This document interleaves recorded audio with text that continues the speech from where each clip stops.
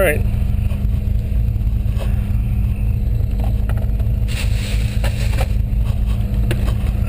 Second try. So we'll see. Just gonna drive home and see how well this comes out. Oh, left rear door open. Oh, step out real quick.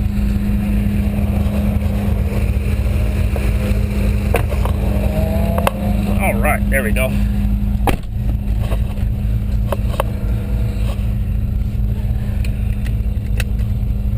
Of course, kind of like doing their part to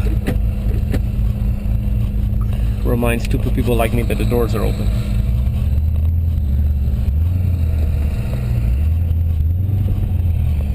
Alright.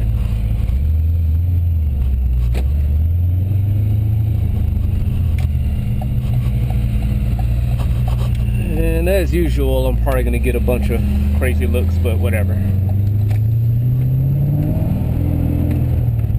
Okay there, guy. Yes, you're awesome.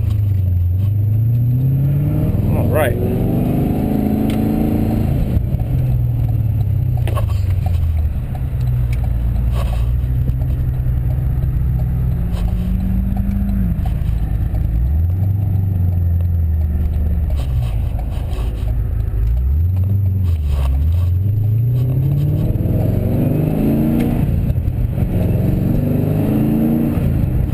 Hopefully that sun is not too bright in anybody's eyes. Sure isn't mine, but hopefully the video comes out okay.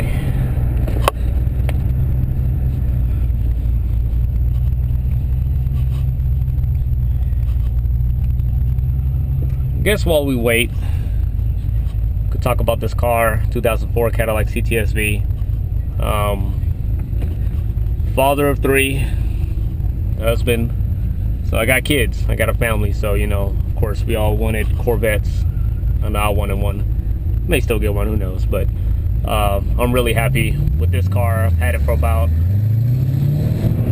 4 years now, going on 4 years, I think next February.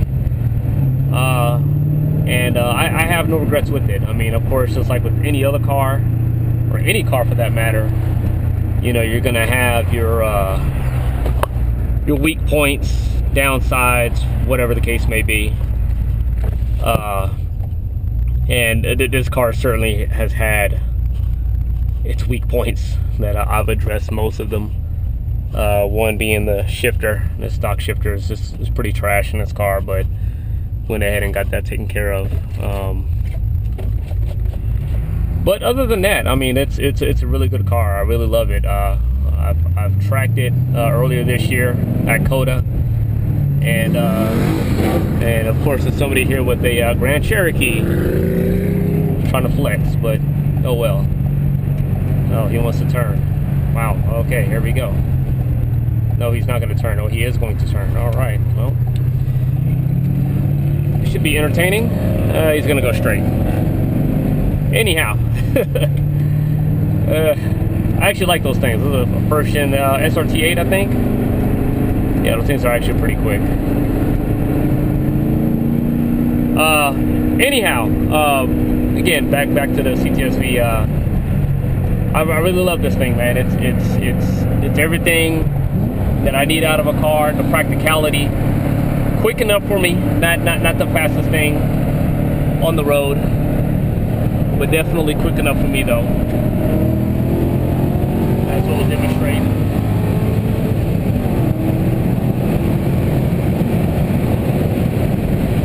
Alright, calm down a little bit.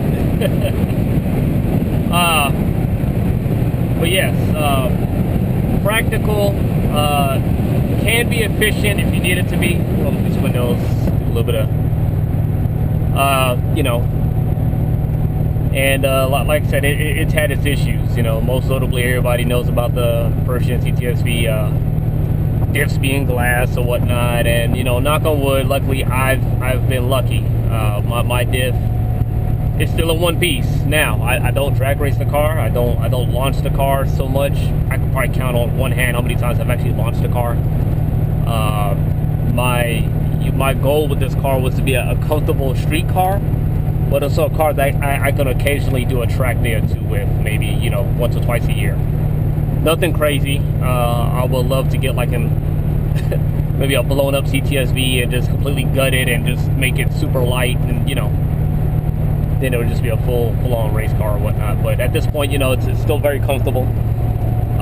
It's comfortable enough for my wife and my kids, and it's quick enough for me. Like I said, it's not the fastest thing in the world, but it keeps me happy, keeps me smiling.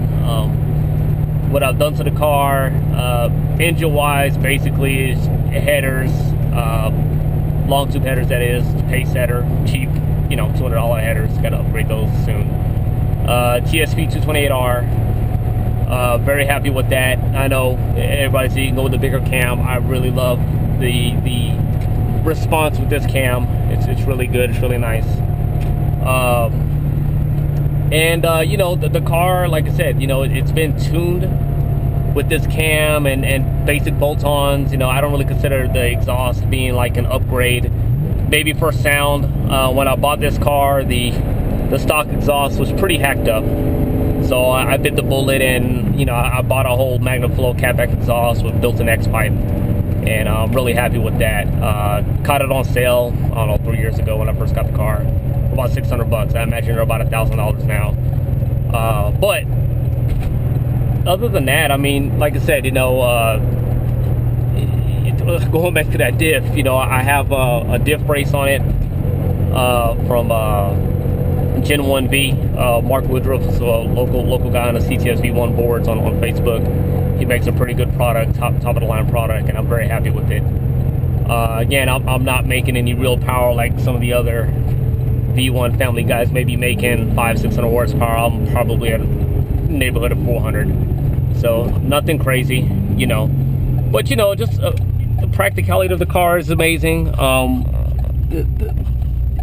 The handling is pretty good for what it is. This is the biggest car I've owned, 3,800 pounds or so, but it certainly doesn't feel like it. I mean, on track, yes, you feel it, because you start going to consumables a bit faster, but other than that, I mean, this is a really, really good car, man. And now you have to really want to be a mechanic to own this car, though, or know your way around a wrench. So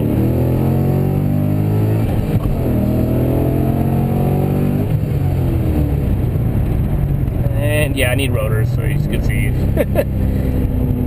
Anyhow, yeah, it's quick enough for me. Nothing that's I'm not gonna go out there and walk C8 Corvettes or nothing like that.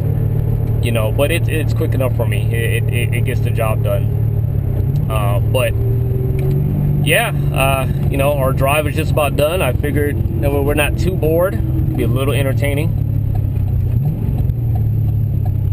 So we kind of mosey on through my little neighborhood, and I hope this footage comes out okay.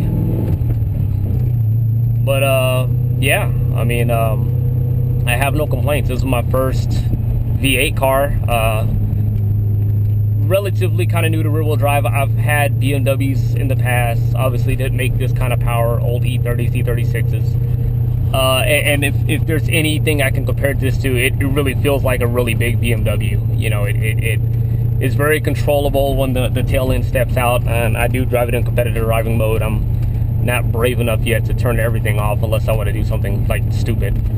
But when I want to drive a bit spirited or even on track, I put it in competitive driving mode. Gives you enough, rear end slip, tail to step out a little bit, but it still gives you enough time to recover. And this being a longer wheelbase car, it's a bit easier to control that as opposed to like a or shorter wheelbase car.